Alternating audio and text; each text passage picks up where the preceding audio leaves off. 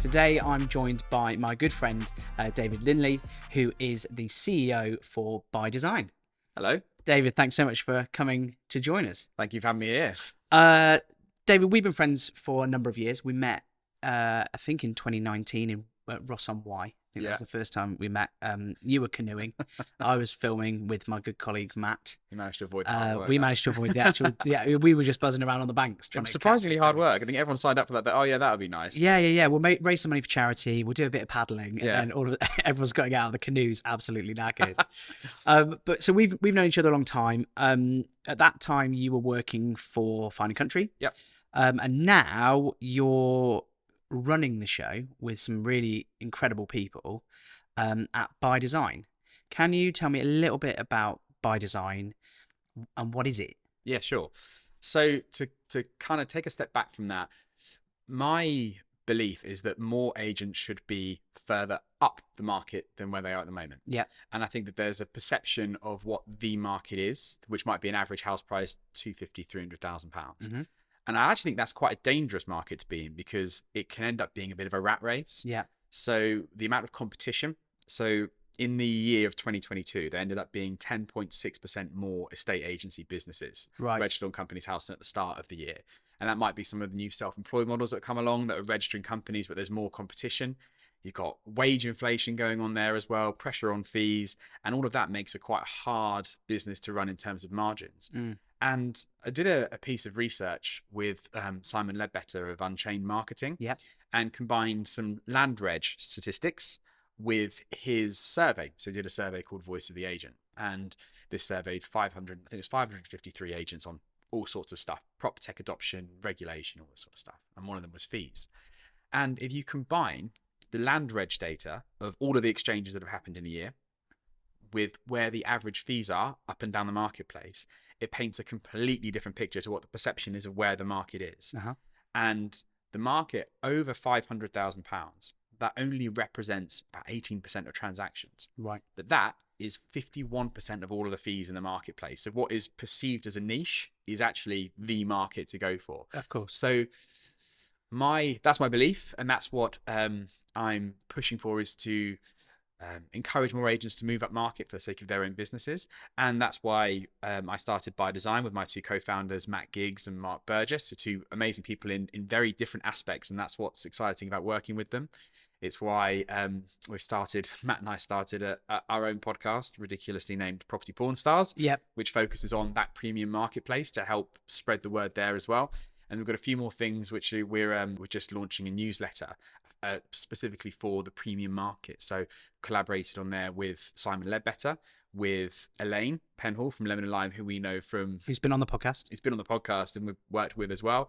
With Simon Gates. Has he been on your podcast? No. He should be, because he really knows his onions, and a few others as well, to create a monthly newsletter just about how to win more business in that premium market. And By Design is the vehicle that independent agents can use to target that market. It's the vehicle which provides the marketing, the differentiation, the training, the technology to win more premium instructions in terms of their value, in terms of their fees.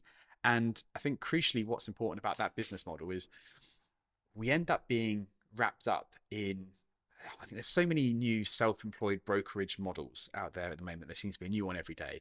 And I think that because we've come along at the same time as that, we sometimes get rolled into that, and lost in that. And we're not that. The way we work is a low flat fixed license for an exclusive territory, so someone can build a business there as an asset rather than having to pay away a percentage of their top line revenue.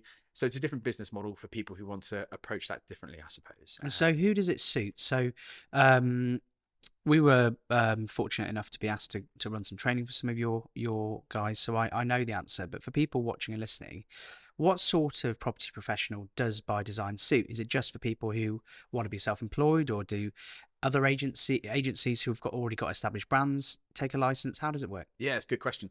So I think it's one of two types, if you like. One would be is where you have, let's just take Matt Giggs. He's an easy example to use because he's business partner and started it with us, but he has Giggs and Company, really successful residential estate agency. But that brand, almost the more successful a brand is in the residential market, the harder it is to break into different markets because your customer base associate you with that property type. Yeah.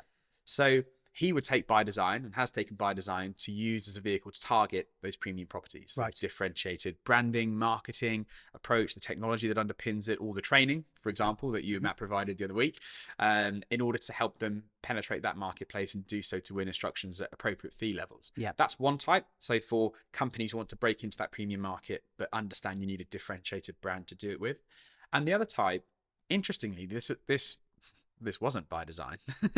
This was a bit unintentional, but it's ended up being really interesting, is where we're actually working with people who were in self-employed models, or were even in employed models, where they'd reached a ceiling in their current role, and they didn't want to go down the self-employed route. And when I say self-employed route, what I mean is where you are typically giving away whatever it might be, 25, 30, sometimes 50, 60% of your top line revenue. And they wanted to own the license for their own area, which is how By Design works, and then build a business for themselves within there. Yeah. So it's those two persona types that it appeals to, and that's the basis on which we're growing. And that license, that's quite an interesting model, because if you have, say, bought a license for, how the licenses work? Are they regional? Are they city? Are they town?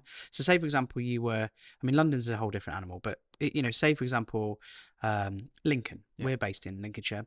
So if there was a man or a woman, or we wanted to be a By Design agent, and they bought a license, where would that license cover, and what is the exclusivity, in terms of that? Yeah, sure. So we use a real life example there in Adam Lascelles, who's joined us, and he's based in Lincolnshire. Actually covers down to here as territory. So what we do is we map that out with the licensee, and then we create a map together based on postcodes, so down to postcode sectors. And I like that because then it's really black and white. Yeah, of course. I've got in trouble in the past where people have drawn lines on maps, and that's a bit of a recipe for disaster. So we do it on postcodes, districts, or sectors, and create a territory that is big enough for them that then they can create a really exciting, profitable business. It also gives them headroom to grow, but you have to find a balance with it being so big that it would stop someone joining in a territory next to them. And that's really powerful to have, because then you have you end up working as a team, collaborating, and that's one of our core values, is collaborating as a team with like-minded agents around the country, all promoting the same brand, all working in the same connected database of high net worth clients in life cycle, which is really exciting. And then the exclusivity is complete exclusivity over the brand in your area and all of the properties that come to markets By Design in that area. So it's really black and white. That's really clever. I think I'm excited to see how that model grows. Me too. So you mentioned a couple of things there. Podcasting. So this is obviously a podcast, and you've got your own. Yeah. What do you think the value is in material like this for property businesses and property professionals, or not just property professionals, but because obviously this podcast is for anyone who wants to engage with visual media and improve it. We've had guests from engineering, from finance. We've had guests from recruitment, so and obviously other industries as well. Why do you think this format works so well for businesses? I think it's surprising, and we were talking a bit off camera how surprising it is and how effective it is. So so hold my hands up. When we started our podcast, I kind of thought that it might be one of those things that was a good thing to say that you do. Yeah, just as well as. Yeah. Yeah. But it's really surprised me how many people listen to them, how many people engage with them. Maybe that's testament to the amount of time people spend in cars. I don't know. Genuinely don't know. And I think this is also true of video media and social media, perhaps in general, is that the amount of people that watch or listen to content, first of all, the amount of people that watch or listen to content versus the amount that create it is ridiculously one-sided. Of course. You don't have to do very much to become quite loud compared to the amount of people that just consume media. There is a number. I think our mutual friend Chris Watkin put on a line the other day that if you make more than a dozen podcasts or something, that puts you in the top 1%. Oh, I know what this was. It was 21. Was it 21? Yeah. And then he ended up so he ended up in an argument with Mark Burgess about this, because Mark was like, no, it doesn't make you the top 1%. It makes you that most podcasts, I think what it is most podcasts stop before the 21st. So if you get past the 21st, then in terms of quantity, I think you've beaten most of the competition. Give up before you get to that stage. Yeah. So that's one thing, is I think that it's surprising you can make a lot of noise and reach a large audience, surprisingly large audience, than maybe you might think, because the amount of people that are creating versus consuming is really interesting.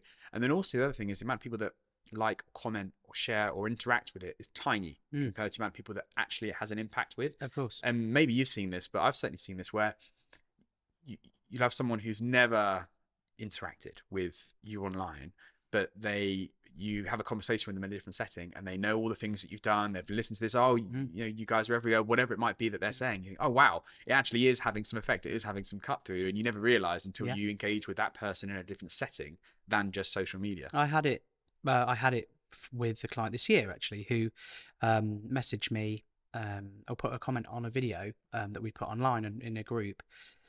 And she just said, oh, this is really interesting. Can you give me a call? And so I rang her up and said, yeah, no worries. I put a message, said, yep, no problem. I'll send you a private message. I'll get your phone number. So I called her up. Fantastic lady called Sally. She's got an incredible business based in Matlock, which is Derbyshire, so not far from here. And I said, just in the round of conversation, we were talking about what we could do for her and all those things. So, by the way, is this the first time you've seen a video? And she said, oh no, I've seen that video multiple times. I've been watching everything you've been doing for the last 2.5 years, but I just haven't had a use case yet to use you, and now I need you, so I'm calling you. So I always think a lot of the world now, I feel, is I must have it now, I must have it today. That sort of almost Amazon mentality of I want it by 2:00 tomorrow. I want a big house, I want a big car, I want a flash watch, I want an expensive suit, pair of shoes, whatever it might be, right? And I want them now. I'm not prepared to wait because I want them now, right? But I think this sort of content, and your podcast will be a prime example of that, is actually building relationships far earlier. Yeah. And so what you're doing is almost rigging the game. Yeah, totally. So you're front loading that conversation, so that almost you're not going to see anything from those people that you're targeting maybe now. I mean, there's a thing called the adoption curve, isn't there? So you have early adopters of something, and then the curve rises, and you've got the middle way, and then you've got mass adoption at the top. And I feel like you'll get some of these early adopters who see it straight away and go, yeah, that's brilliant. Yeah. I want to call, I've seen that. Yeah. You're clearly knowledgeable. I want you to work with me. Yeah. But then the adoption curve will go up, and at the top of that curve, you get the mass adoption, where all those people that you've engaged with over the last 18 months, 2 years, whatever, will start to filter in as clients and say, oh, I've been following your podcast, or I've been watching you online, or whatever. Yeah. I think that is where people underestimate the value. And so that 21, that's not quite half a year, or 6 months, but I think there is that marker, isn't there, where if you've invested about 6 months of time and you've not immediately seen a return, most people will give up and get bored because it's not working. Yeah. But actually, if you persevere and go to a year's worth of stuff, all of a sudden, that front-loaded stuff from the earlier part, those people who've seen you early days, will start to filter in. So this, you're 100% right. So there's a couple of, and this is really interesting, this part, because I think we're finding stuff out about it as we go. So just to start this off with a quote from your friend of mine, Chris Watkins. Sorry, UK property market influencer, Chris Watkins. We get a referral fee. He hates so it. We'll carry on. He hates it, so I like to say it. He hates being called a UK property market influencer. He hates it. Oh, so, I called him an influencer on the podcast. So please clip this. One of the things that came up in conversation was that I feel that video is sort of hacking brains a bit, that we can't keep up with it, that this has come along so quickly that we can't differentiate one from another. And you can almost start a relationship with someone, one-sided, admittedly, but in your favor through being on video. Yeah. And so I had this in an industry sense. So I mentioned Simon Gates earlier, where I'd never spoken to him, never had anything to do with him, never interacted with him, seen some of the stuff he'd done, but that was it. And I reached out to him and said, think about doing this, that, and the other. I'd like to do some training with you. I want to collaborate with you on this newsletter I mentioned earlier. He's like, yeah, fine, let's do it. And he'd seen me online, I'd seen him online, and it seemed to fast track. It was really weird. We were like right into it really quickly. Yeah. Because you'd sort of not the small talk, but the kind of verification of someone you never met before was already done. The ice was broken. Yeah. Someone said something yesterday which has really resonated with me. They said you got to know why you're doing video, and they were talking about it, property videography. Of course. High caliber, high budget, production value property videos. So you are doing it for the property, but you're also mainly doing it for you. And because that is almost your first interview with the next vendor, is what you've done on camera there, and they feel like they get to know you. Yeah. And Simon Ledbetter, he has this word that he introduced me to called propinquity. I think I've got that right. Wow. But basically, the more you see something, the more you like it, or at least trust it, even if there's something you don't necessarily agree with. But because you see it lots and lots of times, maybe there's something very deep-rooted in an evolution sense, that if you see something lots and it's not done any harm to you, it can't be all that bad. Yeah, of course, yeah. And I think it's a bit like that with video, where if you see lots of someone and they're frequently in your world and they're not doing any harm, you think, okay, that person can't be bad. So you're already on quite a level playing field without adding any value. And you can add value, and it's mega. The investment in video is actually investment in yourself, really, as much as it is about the property. Like you are putting yourself out there as your own marketing. And you have basic level videography where an agent might do it themselves with the camera. You might have their photographer that does videography. You might have a videographer that does photography, and then you can go up to professionally video properties all the way through to directed ones, and then you can get into even higher echelons of that, where you have your cars involved. And one of the guys yesterday is on jet skis and stuff because he's in Pembrokeshire, and it gets crazy. But I think get on the ladder as soon as you can, because someone else inevitably will in your area, and you'd be gutted when one of your competitors starts doing it, and then you have to, then all you can do is match. Whereas if you do it first, you differentiate, but if you do it second, you just match, so it becomes a cost. Whereas if you take that cost early, it becomes an investment, a differentiator, a reason to be instructed. And someone, this is ages and ages ago, someone once told me, and there's probably a better term for this, but this like maybe it's like an adoption curve or something, but he was talking about fax machines.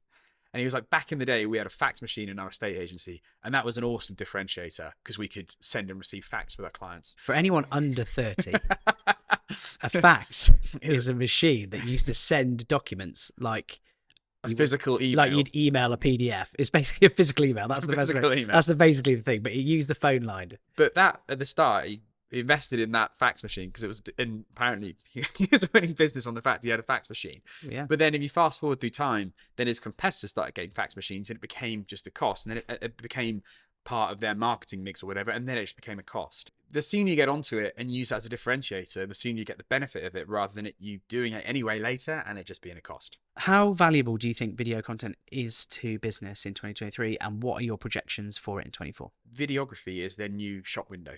Correct. That is the thing that is attracting people, is portraying them, their brand, really their values, I suppose, like how they go about doing business and themselves as a person. But then underneath that is masses and masses of hard work these really good agents put in, which you never see, which never makes it onto video because it's not very sexy. And it's not the sexy houses, and it's not all that sort of stuff. But it is the new shop window. And you know, I think that is the way to view it, because one thing that really seems to have changed for me is this estate agency, I mean, actual shop windows. It just doesn't even seem to be on the agenda anymore. Well, when was the last time you went to look? I'm in the market right now. Today, I'm in the market. Yeah. I didn't go walking around a high street to look in estate agency windows to find the house that I wanted to buy. No, of course you're not. I looked online. You're a semi-normal human being. Semi-normal human being, yeah. But why would I take time out of my busy day to walk down a high street to look in a window of an estate agency? I mean, I know they all clump together. Yeah. You know, and all the agents are in the same sort of space, but that wouldn't even cross my mind to go and walk down a high street to look in a window to find the house I was going to buy. But the high street you're walking down is down social media, isn't it? Yeah, is so you scroll the height of the Eiffel Tower, whatever it is, on social media every day, and sadly I believe that's the truth. But that's the high street that you're looking at. Go up the Burj. And back down again. The Eiffel Tower might be a bit low. David, thank you so much for taking the time out to come and see us today. It's been great to see you. I wish your podcast, Property Porn Stars, every success. Please like and subscribe to that if you're listening. And I hope one day to be a guest on there too. I think we've already booked it in, haven't we? Hope so. Thank you for having me today. Really enjoyed it. Cheers, mate. Take care. Thanks.